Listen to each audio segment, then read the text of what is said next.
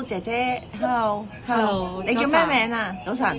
Yuyun Citrawati。好，你介紹下自己啊。好啦，我叫 Yuyun Citrawati，係我而家29歲。係。我有一個女。我識照顧小朋友，照顧老人家，照顧媽媽啊。你個女幾多歲啊？6歲啊，而家。哦，6歲。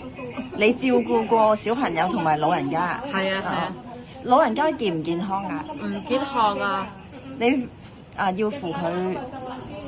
我以前有幫佢換片，打針，幫佢去醫所，去公園。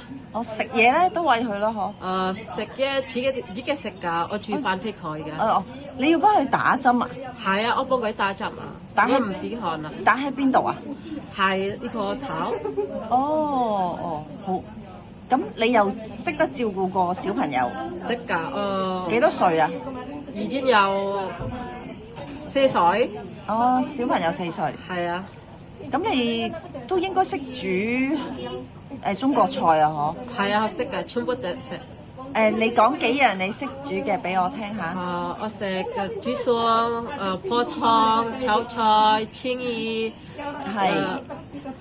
蒸水蛋，牛肉飯，全部都可以食㗎。煮啊！你去街市買餸？係啊，我自己啊，係啊。你之前係咪日日都煮飯？日日就煮，日日就去街市啊。明白。咁你平時放假做啲咩啊？放假放假我以前有一至一個月啊。1個月1次。係啊。咁你就去下街。係啊係啊。咁又其他嗰啲咧就僱主俾錢你？俾錢啊，全部。即係你唔介意1個月放1日都？係啊，唔緊要啊，全部。明白。好啊，唔該你先。拜拜拜。拜。